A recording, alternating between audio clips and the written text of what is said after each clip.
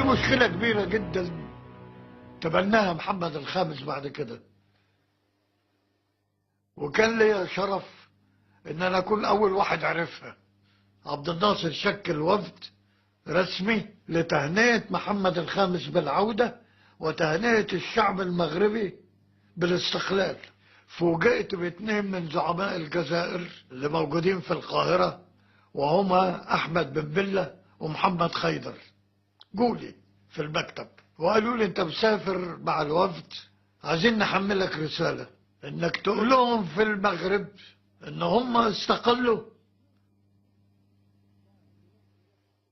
واصبح عندهم مسؤولية انهم يساعدوا الجزائر في استقلالها. خامس الله يرحمه هو اللي عاوننا الجزائر في وقت الثورة.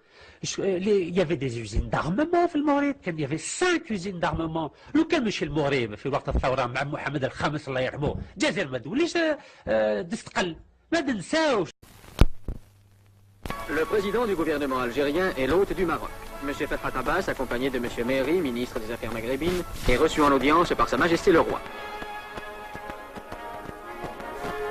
Cette visite devait être l'occasion d'un très large échange de vues, dont le président Ferhat Abbas souligne devant la presse la particulière importance au moment où le problème algérien entre dans une phase décisive.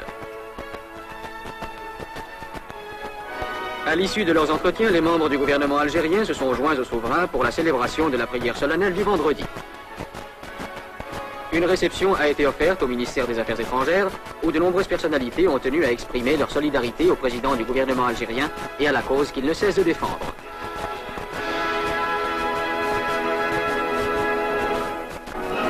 إننا نطلب في هذه الساعة من شعبنا الملتف حولنا والذي أثبت بتضحياته وكفاحه معنا مقدار تعلقه بالحرية واستبساله في سبيلها أن يشاطرنا الليلة ونهار غد في الإعراب عن تضامنه وتأييده للشعب الجزائري المكافح في سبيل حريته واستقلاله، فيدعو له في أعقاب الصلوات ويبذل ما يطيقه من المساعدة المادية والأدبية لتخفيف آلامه وأوصابه بواسطة مؤسسة التعاون الوطني وفي نظام، ذاكرا أن كل ما يعمله في هذا السبيل يساعد على تعجيل حل مشكلة الجزائر ويفسح المجال لتحقيق أهداف المغرب العربي في الحرية والوحدة.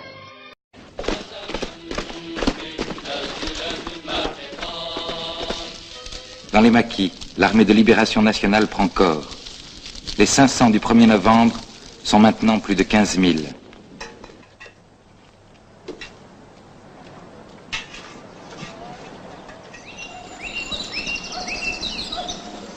Des armes parviennent de l'extérieur, de Tunisie et du Maroc indépendants depuis quelques semaines. Des armes parviennent de l'extérieur, de Tunisie et du Maroc indépendants depuis quelques semaines. C'en est fini des petites embuscades tendues à la tombée du jour. Désormais, c'est par unité entière, les Katibas, que l'ALN attaque l'armée française. Le 16 octobre, le yacht Saint-Briavels, rebaptisé Athos, est arraisonné au large d'Oran en provenance du Caire. 2500 fusils, 330 mitraillettes et fusils mitrailleurs, plus d'1 million de cartouches. Au total, 100 tonnes d'armes. Le Maroc et la Tunisie apportent à leur tour une aide essentielle à la révolution algérienne. Le Maroc et la Tunisie apportent à leur tour une aide essentielle à la révolution algérienne. Le Maroc et la Tunisie apportent à leur tour une aide essentielle à la révolution algérienne. Le sultan Mohamed V, Habib Bourguiba et les délégués du FLN tiennent à Tunis une réunion au sommet. Nous devons alerter la conscience universelle et la conscience du peuple français pour qu'il soit rapidement mis fin au conflit qui ensanglante l'Algérie. Des centaines de milliers d'Algériens ont préféré l'exil au village de regroupement. Au Maroc, en Tunisie, ils s'entassent dans les camps du Croissant Rouge. Les hommes valides rejoignent l'ALN. Les vieillards, les femmes et les enfants sont regroupés à Nador, à Gardimaou, à Sakiet, aux abords des camps du FLN.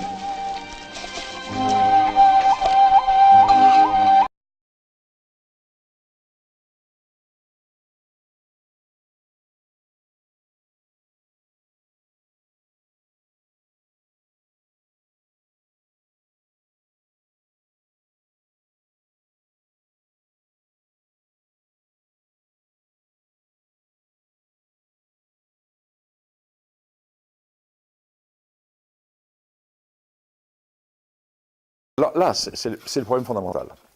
Et c'est pour ça que l'historien intervient, et c'est pour ça que j'ai fait ce livre. Parce que tant que l'on n'aura pas purifié l'histoire, l'on ne pourra pas avancer.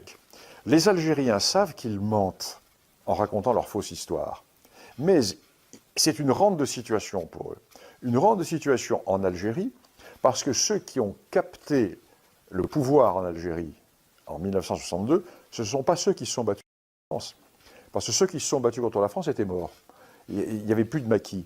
Ce sont les planqués qui étaient en Tunisie et au Maroc, c'était les politiques. Et ce sont ces gens-là qui ont pris le pouvoir et qui, pour justifier leur prise de pouvoir en Algérie et la mise en coupe réglée du pays, mettent en avant les hauts faits de résistance auxquels ils n'ont pas participé. Alors donc, il y a une fausse histoire du côté algérien,